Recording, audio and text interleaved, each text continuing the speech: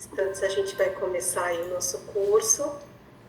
Eu gostaria de iniciar aqui agradecendo a participação de vocês, agradecendo em nome da Comissão de Direito Imobiliário, Notarial e Registros Públicos da OAB de São Bernardo. A gente conta sempre aí com a parceria do professor Júlio César, e até num sábado, né, professor, aqui, firmes e fortes, estudando Direito Imobiliário. E eu queria começar lendo aqui o mini currículo do professor, para quem eventualmente ainda não conheça, né? Não conheça todas as suas atribuições, né, professor Júlio? Então, além de professor Júlio César Sanches, ele é advogado militante, mestre, doutor, apresenta vários cursos aí de especialização, tem o seu canal na Escola Superior Universitária, aqui, muitos cursos pelo YouTube, e é autor de várias obras. Só um panorama, não chega a ser um currículo, só para que vocês entendam que teremos aí uma excelente aula com alguém que realmente sabe do que está falando. Hoje a gente vai começar agora às 9 horas e vamos até meio-dia. Teremos uma pausa para o almoço e aí nós retornamos no período da tarde às 13h30. E agora a palavra fica para o professor Júlio. Fica à vontade, professor. Bom dia a todos. Doutora Fernanda, muito obrigado, viu? Pelo convite. A doutora Josefa que está aqui também. Olha a Lilian aí também estudando, estudiosa, a doutora Lilian, não para de estudar, viu? Por isso é inteligente, né? Que legal. Bom dia a todos, parabéns para quem está aqui. É um sábado, 9 horas da manhã. Quem está aqui é estudioso, é diferente, eu falo que é fora da caixinha. Né? Depois falam que é sorte, falam, porque as coisas dão certo para ele, para ela. Não é não. Isso é disciplina, isso é querer correr atrás. Então parabéns para todos que estão aqui, porque é muito mais fácil de ficar na cama, ainda mais com esse tempinho aí, do que aqui estudando. Então parabéns para todos, tá bom? Vamos lá, vamos iniciar nesse curso, nessa aula. Tem muita coisa para falar, tem muita coisa para quebrar de boatos, né?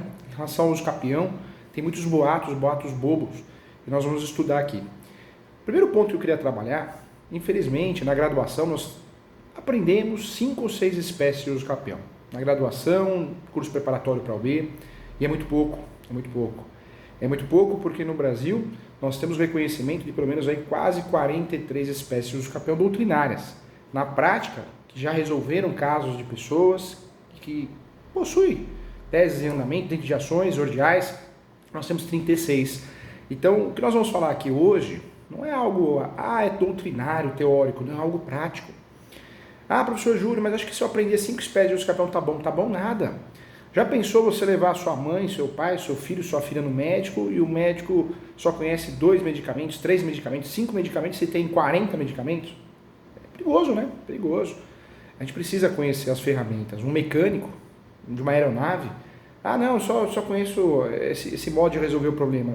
Não, a gente tem que abrir a cabeça, Infelizmente, aí a gente percebe também muitos cursos que vendem, você vai ganhar muito dinheiro, muitos disso também, você vai ver, não aprofunda o assunto, deixa a desejar nesse sentido. Então, vamos abrir a cabeça hoje, abrir a cabeça para poder usufruir do que nós temos de verdade. Vamos ajudar o nosso cliente, vamos mostrar conhecimento, técnica, não só para o nosso cliente, mas também para o juíza, que muitas vezes vai se confrontar com aquela espécie de uso capião e também vai parar para pensar, opa, o que é isso? Essa aqui eu não sabia. Essa aqui eu não sabia, porque muitas vezes o advogado, a advogada, o cartório deixa de fazer algo por falta de conhecimento, é normal. A ignorância é um negócio terrível, né? A gente tem que correr atrás de informações. Eu nunca vou esquecer, eu tive a minha irmã teve um problema de saúde, a gente não sabia o que era, a gente achou que, na época, muitos anos atrás, foi uma convulsão. E naquele momento a gente não estava preparado para aquilo. É engraçado que hoje a televisão, a mídia, a internet, o Google, né, o YouTube, mostra tudo. Então a gente tem noção das coisas. Mas naquela época não tinha internet desse jeito. E eu lembro que a primeira vez que ela teve uma convulsão, nós entramos em desespero. Falamos, perdemos ela. E não era nada disso, era uma convulsão. Então, olha como o fator de não conhecer te leva para o caminho errado, um pensamento errado, um pensamento negativo. Então, vamos lá, vamos abrir a cabeça hoje aqui, tá bom? Muito obrigado a todos os presentes, vamos começar. O que eu quero falar aqui? Regularização de imóveis. Cerca de 70% dos imóveis no Brasil alguns estados chegam a 76, 77, alguns estados 56, mas pelo cálculo a nível nacional, 70% dos imóveis são irregulares no Brasil. Isso quer dizer que muita gente tem contrato de gaveta, tem escritura pública sem registrar. Muita gente acha que é dono e não é. Muitas vezes o leigo tem aquele contrato de gaveta com firma reconhecida e já acha que é dono, já acha que é proprietário, e não é. E muitos advogados, eu já vi, operadores do direito, falando para o cliente, não, você tem um registro, mas vai haver uma escritura pública. Porque são advogadas de outras áreas. E confunde escritura pública, que é feita pelo tabelião, com uma certidão de propriedade atualizada. Nesse momento do nosso curso, para que possamos avançar, igualar a turma, e todo mundo acompanhar da mesma forma, não podemos mais fazer essa confusão. Registro, só um documento prova o registro, certidão de propriedade, que pode ser matrícula ou transcrição. Cuidado, averbação e registro também são termos diferentes. Averbação são gravames que eu faço na matrícula para gerar publicidade. Averbação, registro é transmissão. Então é importante isso. Nesse cenário aqui de uso capião e de regularização de imóveis, a gente precisa saber que nós temos justo título e boa-fé. O que é o justo título e boa-fé? Que pode ser usado no uso capião. Algumas espécies obrigam, outras não. O justo título e boa-fé, muitas vezes o sujeito ele não tem o registro, mas ele tem um contrato de gaveta, ele tem uma escritura pública não registrada, ele tem uma carta de rematação, uma carta de indicação, um formal de partilha. Qualquer documento escrito de boa-fé pode ser chamado de justo título de boa-fé. Esse justo título, a gente precisa tomar cuidado. A jurisprudência, os juízes, muitos juízes, juízas, vêm sim nas suas sentenças falando, esclarecendo que aquele documento não serve como justo título porque não tem os requisitos mínimos. Então, merece sim uma atenção especial. Isso quer dizer que muitos colegas advogados, nós precisamos rever nossos conceitos na elaboração de um contrato. Quando eu faço um contrato mal feito, muitas vezes eu, advogado, cobrei por isso, se eu não faço com os mínimos de requisito para que tenha eficácia, eu acabei prejudicando o meu cliente. Imagine você, advogado, advogada, operadores do direito, imagine você foi pago para fazer um contrato e amanhã depois, numa sentença judicial, um juiz, uma juíza, acaba julgando que o seu contrato não tem eficácia como justo título, não serve como justo título, é um contrato mal feito. Olha que situação. O que nós vamos responder para o nosso cliente? Então, cuidado. Quando a gente pensar em contrato, vamos pensar no quê? Os contratos em espécies, contratos previstos no Código Civil e os contratos propriamente de direito imobiliário. O professor Júlio que vos fala aqui, eu escrevo muito sobre direito civil e direito imobiliário. Mas é engraçado, a hora que eu vou parar para escrever sobre direito imobiliário, eu tenho que fazer uma desconectar do direito civil. Porque o direito civil ele é muito abstrato muitas vezes. E o direito imobiliário é mais dinâmico. O direito imobiliário, nós nos damos melhor com o direito registral, com o direito notarial, porque é muito mais rápido, mais dinâmico. Então nós temos alguns contratos que são chamados contratos propriamente de direito imobiliário, que todos eles servem como justo título. Contratos em espécies nós achamos no Código Civil. Contratos propriamente de direito imobiliário são os contratos que nós temos no direito imobiliário. O direito imobiliário é um segmento do direito civil, só que possui conceitos e princípios próprios. Então, dentro desses conceitos e princípios próprios, nós combinamos mais com o direito registral notarial. Alguns contratos importantes aqui que a gente tem que lembrar para poder aprofundar na nossa aula aqui. Compra e venda, pagamento à vista. A doutrina fala que compra e venda, o pagamento à vista até 30 dias. Contrato preliminar, é um contrato para fechar um negócio. O contrato que substituiu a proposta de aceite. Hoje um advogado, uma advogada, um operador de direito que assume uma imobiliária, um departamento jurídico, uma incorporadora, o primeiro contrato que ele vai trocar lá, vai mexer, é o contrato de fato preliminar, porque vai substituir a proposta de aceite. O contrato preliminar é mais seguro para todos, gera eficácia, gera um ato jurídico, gera a proteção da comissão do corretor, da corretora, é um contrato preliminar para fechar o negócio. Próximo contrato, cessão de direitos. Cessão de direitos é uma criação recente, de uns 6 anos para cá. Cessão de direitos, muitos cartórios, tabeliões fazem esse contrato, porque algumas normativas do Tribunal de Justiça, normas da Corregedoria, proíbem alguns estados de fazerem contrato de posse.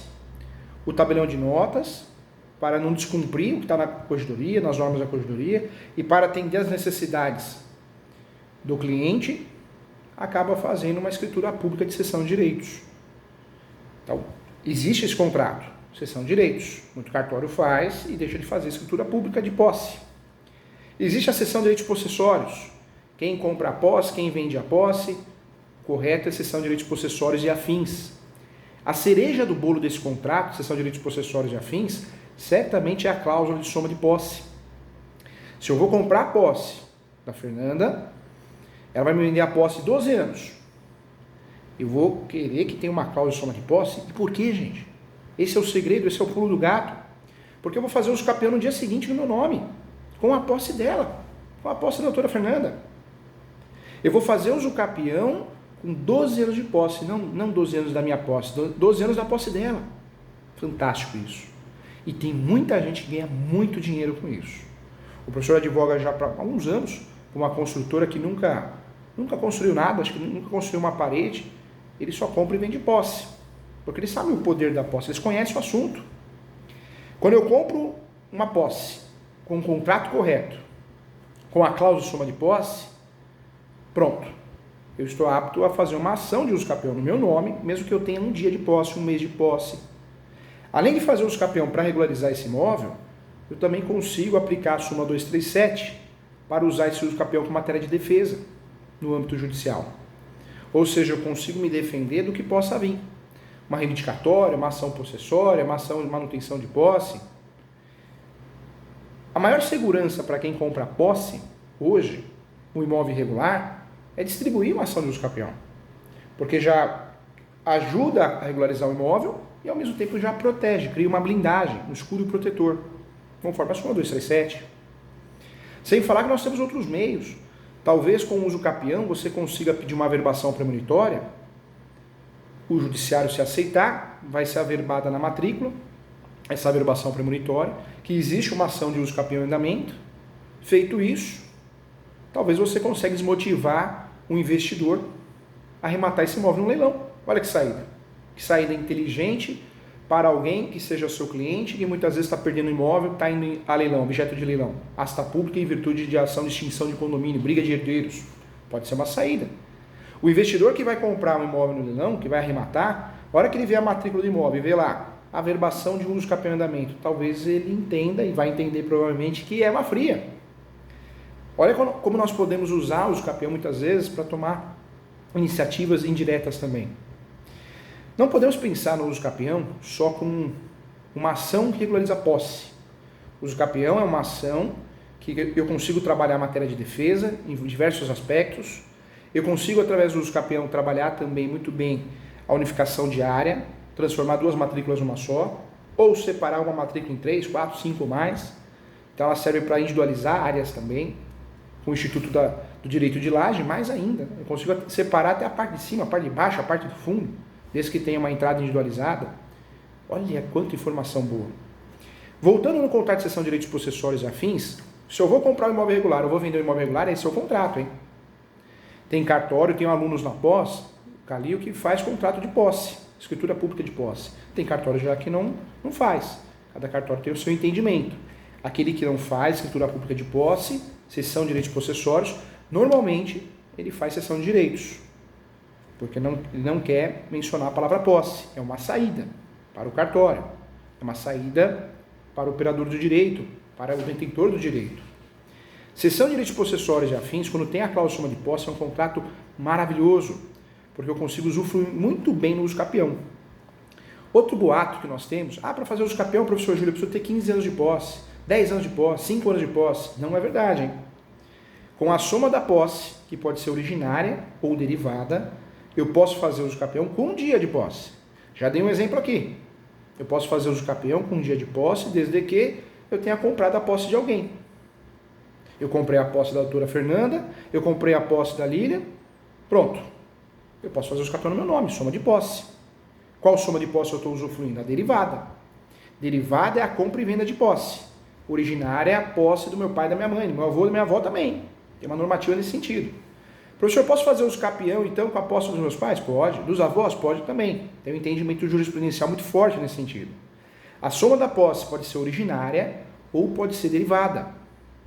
Originária ou derivada. Derivada, compra e venda. Detalhe importante. Eu quero trazer muitas informações para você que está aqui comigo num sábado. Você merece isso. A soma da posse pode ser usada com a posse, a cessão de posse, onerosa ou não onerosa. Hein? Professor Júlio, um irmão quer doar para a irmã um imóvel. Aí você, como advogada, vai analisar o caso. Peraí, como que eu vou fazer essa doação? Doação de imóvel irregular? Não dá. A doação, nós sabemos que existe todo um formalismo, né? Escritura pública. E outra coisa, quem quer doar não tem um imóvel no seu nome. Ou seja, o imóvel está irregular. Ah, não dá para fazer. Tá, dá para fazer. Se quem tem a posse, só tem a posse, não tem registro, a saída é o quê? Fazer uma cessão de direitos e afins, cessão de direitos possessórios e afins, não onerosa. O irmão, a irmã, o cunhado, ele consegue fazer uso capião no nome dele e a regra é a mesma, usando a tese da soma da posse. Esse contrato, muitas vezes é esquecido, a cessão de direitos possessórios e afins. E quando é lembrado só de forma onerosa. Mas nós podemos fazer de forma não onerosa também. E não oneroso, equipare-se a uma doação, né? Entre nós. Não vamos mencionar a palavra doação. Nós vamos ter problema de nulidade. Artigo 108 do Código Civil. Mas equipare-se. Como que eu vou doar um imóvel irregular? Doação não dá. Tem que ser cessão de direitos possessórios e afins não onerosa. Olha como nós temos instrumentos, ferramentas importantes.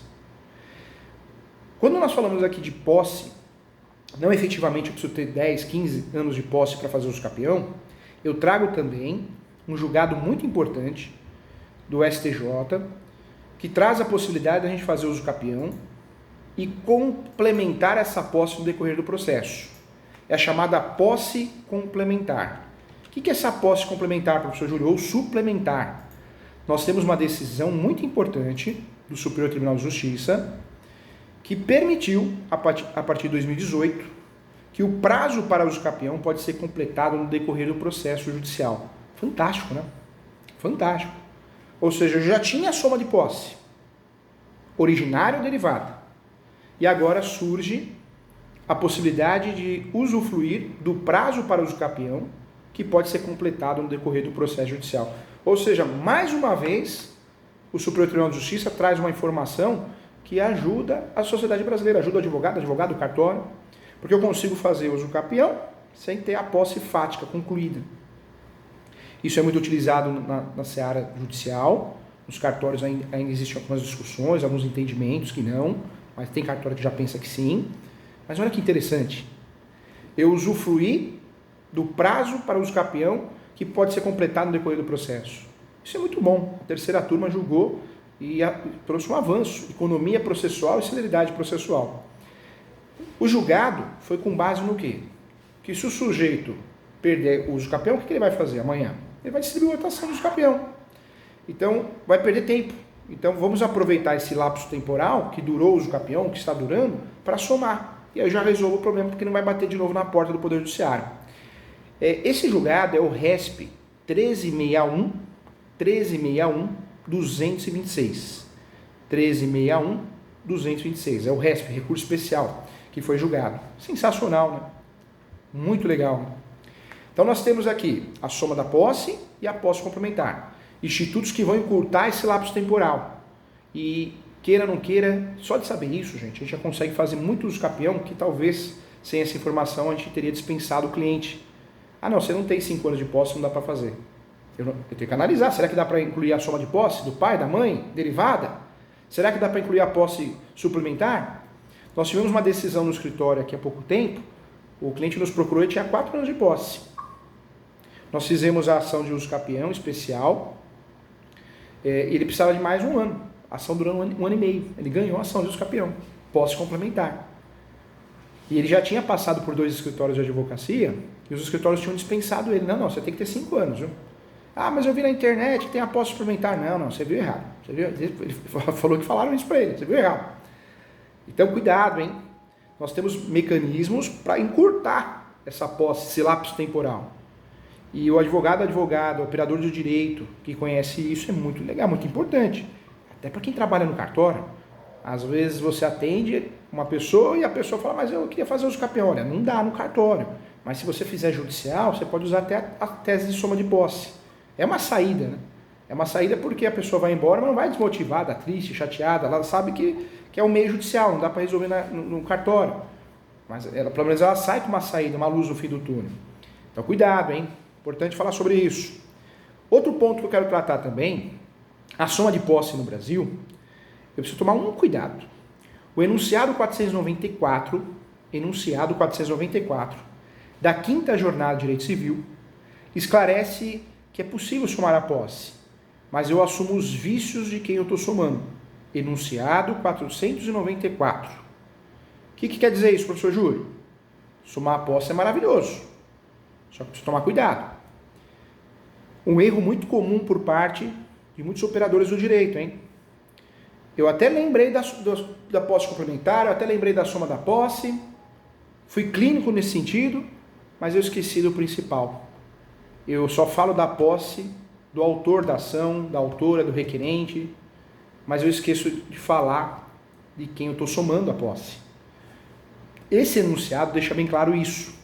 O enunciado 494 da quinta jornada de direito civil deixa muito claro isso. Quando eu somo a posse, se de quem eu estou somando a posse, eu vou assumir esses vícios. Isso é um entendimento correto também, né, gente? Porque tem muito advogado que até lembra da soma da posse, mas não junta um documento provando a posse de quem está somando. Se eu uso a tese da soma da posse, eu sou obrigado a provar a posse de quem eu estou somando. Ah, professor, mas é impossível. Se é impossível, eu já não consigo usar a tese da soma da posse. Existe um entendimento doutrinário e jurisprudencial que não necessariamente eu teria que ter um contrato de cessão de direitos processórios com uma cláusula de soma de posse. Eu poderia pedir a soma da posse e trabalhar isso por fora, ou seja, eu correria atrás de pessoas para assinar declarações dizendo que aquela pessoa tinha a posse, aquela pessoa que me vendeu. Isso quando eu esqueço dessa cláusula de soma de posse. Dá muito mais trabalho, o risco é muito grande. O ideal é que a gente tenha um contrato de cessão de direitos processórios com uma cláusula de soma de posse. A partir do momento que eu uso a tese de soma de posse, eu preciso provar a posse de quem eu estou somando, com conta de água, luz, declarações. E além disso, se a pessoa estiver mentindo ou tiver algum vício, pronto, vai sobrar para mim. Que vício, professor Júlio? Vamos lá. Então eu estou usando a tese da soma da posse. Eu comprei a posse da Fernanda e a Fernanda não me contou nada, mas a Fernanda tinha um contrato de comodato. Eu distribuí a ação de uso capião no meu nome, todo feliz. Fernanda, 15 anos de posse. Falei, essa ação não vou perder, soma de posse, está no Código Civil, está no enunciado, eu vou ganhar. Só que aparece alguém que se habilita no processo como terceiro interessado ou na contestação e fala, opa, você está somando a posse com a Fernanda, a doutora Fernanda. E a Fernanda não contou uma historinha para você. Ela tinha um contrato de comodato. Pronto, meu uso capião cai por terra. Cai por terra porque os vícios de quem eu estou somando a posse, eu vou assumir. Então, cuidado, a soma da posse é algo maravilhoso. Perfeito, eu diria que quase perfeito. Mas se eu não prestar atenção de quem eu estou somando a posse, posso ter dor de cabeça, posso ter problema. Então, cuidado. Vamos lá. Falamos aqui da seção de direitos possessórios e afins, seção de direitos, contrato preliminar, compra e venda, pagamento à vista. Vamos para o próximo contrato, que também é reconhecido como justo título e boa-fé. Todos esses contratos que nós estamos falando aqui são os contratos propriamente de direito imobiliário. E aí eu trago para você mais um contrato. Compromisso de compra e venda. O compromisso de compra e venda também é um contrato que nos interessa muito, porque é um contrato que eu estou comprando ou parcelado, direto com o proprietário, proprietária. Existe uma obrigação de fazer, ou recíproca, ou de um dos lados. Eu comprei e tenho a obrigação de pagar. Compromisso de compra e venda. Ou eu comprei, já paguei, mas quem está me vendendo ficou de entregar alguma coisa, um puxadinho, alguma coisa, um portão novo. Compromisso de compra e venda. Fato que compromisso de compra e venda, o bem já existe, do jeito que está. Quando eu falo de promessa, que é o outro contrato, é a compra e venda de uma expectativa de direito. Eu estou comprando algo que não existe ainda. A construtora, a incorporadora, quando tem um jurídico que gosta dessa parte contratual e entende, não vai fazer compromisso de compra e venda, vai fazer o quê? Promessa. A partir do momento que o empreendimento foi construído, já tem habites, pronto, aí já mudou. Aí o contrato passa a ser o compra e venda, pagamento à vista até 30 dias, ou compromisso. ou alienação fiduciária se tem algum banco no meio. Aí é diferente. Mas fato é que compra e venda e promessa, para nós aqui do direito imobiliário, direito registral notarial, são contratos diferentes. Ambos são contratos que são aceitos como justo título e boa-fé. Mas são contratos diferentes, a sua essência é diferente. O ideal é que o contrato, o título e o objeto combinem. Quando eu olho um contrato e vejo lá, compra e venda, se o contrato está correto, eu já sei que esse contrato é pagamento à vista. Se não é, tem algo de errado. Tanto é que é uma tese para nulidade. Erro de objeto o nome da tese. Erro de objeto. Tese que já ficou bem pacificada pelo Tribunal de Justiça de São Paulo, hein? Erro de objeto. O que é erro de objeto? É um título que não bate com o objeto do contrato. Muitas ações de nulidade nesse sentido, procedentes, e muitos cartórios já negaram também o registro em virtude disso, erro de objeto. Na prática, nós não usamos só a teoria. O contrato tem que ter capacidade, objeto lícito, que nós sabemos. Aprendemos lá em processo civil também, não só em direito civil, mas em processo civil também. Mas na prática, um outro requisito de aplicabilidade e eficácia é o título bater com o objeto. Se o título não bate com o objeto, existe um vício grave, objeto de nulidade. Então, olhei, compra e venda, já sei que é pagamento à vista. Eu vou ver o objeto, tá certo, ótimo. Compromisso. Compromisso eu sei que tem uma obrigação de fazer, ou recíproca, ou de um lado ou do outro, ou do comprador ou vendedor. Eu já sei que é compromisso. Quando eu olho promessa de compra e venda, eu já sei o quê? Eu já sei que é um imóvel na planta, ou um apartamento, ou um sobrado. É o correto. Cessão de direitos possessórios. Olhei o título, cessão de direitos possessórios e afins. Eu já sei que trata-se a transação de um imóvel irregular. E olha como é importante essa informação, porque quando o advogado, o operador do direito, orienta o seu cliente a fazer um contrato, ele pode induzir o seu cliente até erro, até crime. Ah, eu tenho uma chácara grande, uma fazenda grande, e eu quero fazer loteamento. Eu vi que na internet que isso é lucrativo, e olha só, vou levar o nome de loteador. Aí você coloca uma faixa, venda de loteamento. Pronto, é crime. Loteamento irregular, né? Então, talvez, se você faz uma topografia, separa muito bem o terreno e sai vendendo por cessão de direitos possessórios, já não vai tipificar o crime. Olha como orientação você pode colocar o seu cliente numa situação de risco, né? Criminal, inclusive, não só civil. Então, nós temos saídas aí importantes. Outro contrato que eu queria falar com você. Cessão de direitos hereditários. Muita gente não tem condições de fazer inventário, porque é caro, é oneroso. Professor, então não tem o que fazer. Tem. Quem não tem condições de fazer inventário, qual que é a saída que nós vamos dar para o nosso cliente? Ele vai vender o que tem, os seus direitos hereditários. Só que é um contrato totalmente informalista. Tem que ter escritura pública, anuência de todos os herdeiros, porque senão não vale nada. Tem que seguir o artigo 108 do Código Civil. Cessão de direitos hereditários. É melhor comprar posse, dependendo da situação, do que comprar direitos hereditários mal comprados. O que é comprar direitos hereditários mal comprado? Comprar sem escritura pública, comprar sem anuência dos outros herdeiros. Cuidado, hein?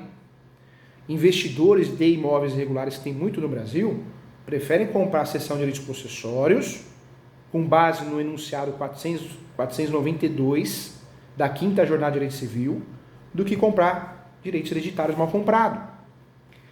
A posse, na prática, de 15 anos para cá, ganhou um novo conceito. Nós aprendemos posse na graduação de forma equivocada. Além de aprender só 5 espécies de uso capião, e olha lá, na graduação de Direito, que é muito importante, senão a gente não estaremos aqui, mas também aprendemos o conceito errado de posse. Na prática, a posse é sui generis. Sui generis. É um direito totalmente autônomo em relação a outros direitos. Sui generis, com base no enunciado 492 da 5ª Jornada de Direito Civil, hein? 5ª Jornada de Direito Civil. A posse é sui generis. Inclusive, quando você faz um uso capião e sai um despacho, fez inventário, apresente a prova que fez inventário. Essa é a tese. Juiz, juíza, todo respeito, data vênia, né, que a gente usa. Estou fazendo uso capião porque o meu cliente tem 15 anos de posse, 10 anos de posse. Não sou obrigado a fazer o inventário para depois fazer uso capião. A posse é um direito sui generis, enunciado 492. O judiciário erra muito em relação às ações de uso capião. Muito menos que o cartório, porque o cartório é estudioso. Senão a Lili não estava aqui com a gente. Para acordar ali. Cartório não para de estudar, né? Quem trabalha em cartório é fera. Difícil. Quem não é estudioso no cartório não aguenta, né, Lilian? Vai embora, né? Pede para sair, tropa de elite, né? Doutores, agora o judiciário às vezes não é tão estudioso assim não. Vamos respeitar os bons profissionais que ali se encontram, né? Mas você, advogado, advogada, vai fazer um escapião totalmente inseguro. Sai um despacho, você é obrigado a fazer no cartório. Pronto, você já desiste da ação. Não, você não é obrigado a fazer no cartório. Está muito bem pacificado, não só no provimento 65, mas também na doutrina e na jurisprudência, que não é pré-requisito eu fazer o escapião no cartório para depois fazer no judiciário. Também não é pré-requisito eu fazer a adjudicação compulsória no cartório para depois fazer no judiciário.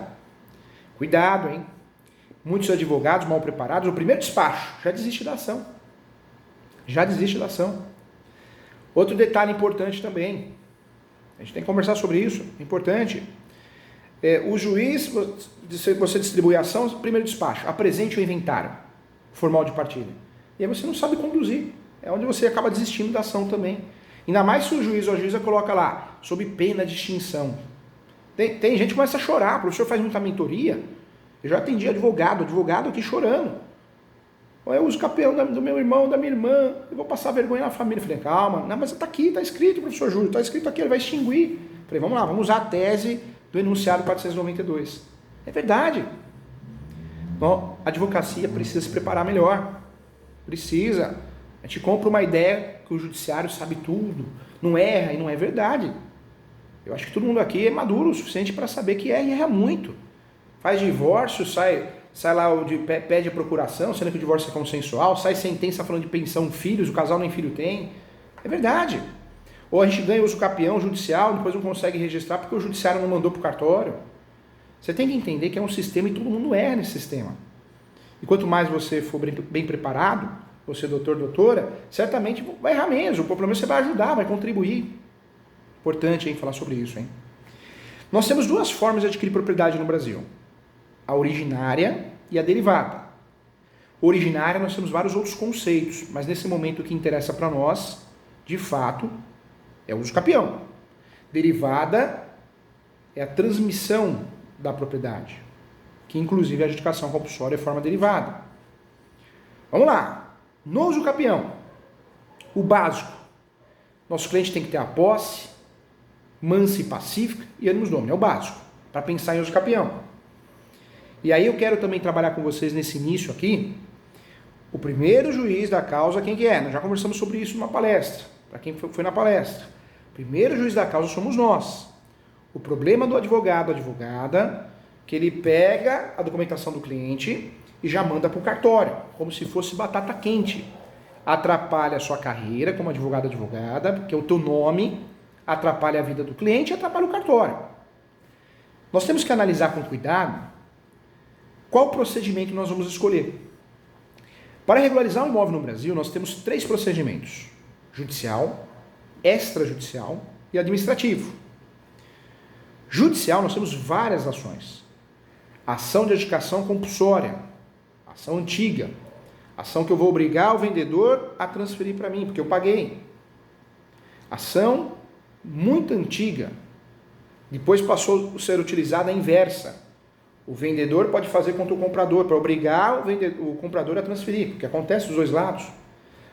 Nós usamos a adjudicação compulsória e não a obrigação de fazer, porque a obrigação de fazer não vai resolver nada. A obrigação de fazer, o judiciário pode condenar o vendedor ou o comprador sob pena de multa a transferir, mas se mesmo assim ele ou ela não transferir, não vai resolver o problema. A adjudicação compulsória resolve porque o juiz vai expedir uma carta de adjudicação, o juiz ou a juíza. Nós vamos pegar essa carta de adjudicação e vamos registrar no cartório. Então vai resolver o problema do nosso cliente. A adjudicação compulsória, que pode ser utilizada na forma inversa, é uma forma de regularizar imóveis. Judicial. Uso capião judicial, mais 36 espécies. A ação de divisão de terras ou demarcação também é uma ação que podemos usar para regularizar imóveis. Também podemos utilizar, sim, uma ação importante, que é a retificação isto público. Nós sabemos que podemos fazer extrajudicial, mas podemos fazer judicial também. Olha quantas ações nós temos para regularizar imóveis. Quando nós vamos assumir um caso para regularizar imóveis, nós temos que analisar se é caso de uso capião. Se é caso de extrajudicial, se é caso de administrativa, a regularização. Quando nós erramos a escolha, por falta de conhecimento, vamos prejudicar o cliente. Na maioria das vezes é uso capião. Porque se o nosso cliente tem 15 anos de posse, 20 anos de posse, 10 anos de posse, nós não vamos brincar com ações de risco. A adjudicação compulsória se torna uma ação de risco. Se você nunca fez uma adjudicação compulsória, saiba que muita gente que fez ou faz não consegue regularizar, não consegue registrar. Eu quero dizer para você que está assistindo a aula aqui, que você ganha a ação de adjudicação compulsória, na hora de registrar no cartório você não consegue registrar a carta de adjudicação. E aí qual que vai ser a saída? Você fazer uso capião. Mas será que o seu cliente vai entender isso? Como que você vai abordar isso com o cliente? Como que você vai falar isso para ele? Ó, meu cliente, ó, tudo bem? Tem uma notícia boa ou uma ruim? A boa é que nós ganhamos a ação de adjudicação compulsória. Ah, parabéns, doutor, parabéns, doutora. E a ruim? A ruim é que eu não consegui registrar. E o que significa isso? Significa que continua na mesma, seu imóvel é irregular. E agora? Agora tem que fazer uso capião. Ah, tá, você não vai cobrar nada. Aí começa aquela briga. Não, eu vou, porque é uma nova ação. Não, eu não aceito pagar. E começa aquela briga. Então, você escolher a opção correta é muito importante. A adjudicação compulsória, você vai usufruir dela quando é uma situação que tem um contrato bem feito. Não precisa existir a averbação, porque a gente já sabe que tem até súmula sobre o assunto, que independente da averbação, do registro, né? A súmula fala em registro. Mas você precisa analisar o contexto. Principalmente o cartório, conversar com alguém para poder te ajudar, talvez, mas com propriedade, não pentelhar a linha lá sem propriedade, né? Querer uma consultoria jurídica, né? Gente, com muito carinho, vamos estudar mais esse tema. Tem muita gente fazendo bobagem. Hoje em dia está na moda agora a regularização de imóveis. Até que surgiram vários cursos, aí curso que você vai ver, a pessoa nunca regularizou um imóvel na vida, mas está lá vendendo curso. Coloca lá no cartão, especialista em regulação de imóveis, especialista em direito imobiliário, mas nunca fez uma ação de uso capião, judicial, extrajudicial. A gente precisa ter responsabilidade com o que a gente faz, com o que a gente fala. Doutores, cuidado, analise se é caso judicial. Se for judicial, analise qual ação você vai usar, qual instrumento você vai usar. Nem sempre é uso capião, talvez seja realmente outra alternativa. Estamos falando de um caso que talvez a matrícula tem sobreposição de matrícula, uma matrícula em cima da outra. Não é uso capião. Talvez uma retificação de área resolva. Se não for possível extrajudicial, judicial.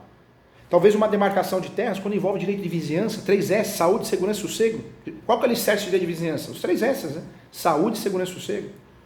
Tá vendo que tem uma briga de direito de vizinhança ali. Ah, não, essa área é minha. Não, essa área é minha. Demarcação de terra. Porque nessa ação vai ser demarcada a terra. E na mesma ação eu posso acumular o pedido e fazer a divisão. Então não é caso de uso capião. Cuidado, nem sempre é caso de uso capião, mas muitas vezes é e você não pode usar outra medida. Existem vários instrumentos judiciais para regularizar imóveis, hein? Falamos de vários aqui, mas existem outros. Vamos lá para o extrajudicial.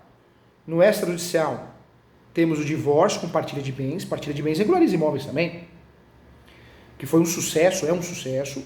O inventário extrajudicial, que é um sucesso também. Surge o uso capião extrajudicial, muito legal, baita alternativa. E agora a adjudicação compulsória extrajudicial também. No âmbito administrativo, nós temos também a requisição. Requisição. O que é requisição? Eu faço um requerimento à prefeitura, à comissão de regularização fundiária, para regularizar a planta lá na prefeitura. Se eu conseguir regularizar lá na prefeitura, através de requisição, eu vou ter acesso a uma certidão de regularização ou retificação de área. Eu pego essa certidão de regularização de área ou retificação de área e consigo fazer o registro no cartório de imóveis, se tudo correr bem. Chama requisição. É uma regularização administrativa. Mais uma regularização administrativa que eu quero que você saiba. REURB. REURB, essa você já ouviu. REURB. Como que eu faço a REURB? Faço um requerimento, seguindo todas as regras do artigo 319 do Código de Processo Civil. Vou endereçar a Comissão de Regularização Fundiária do município, da prefeitura. A prefeitura, como se fosse um uso capião. Como se fosse um uso capião. Vou juntar documentos que provam a posse, planta, melhor descritivo atualizado.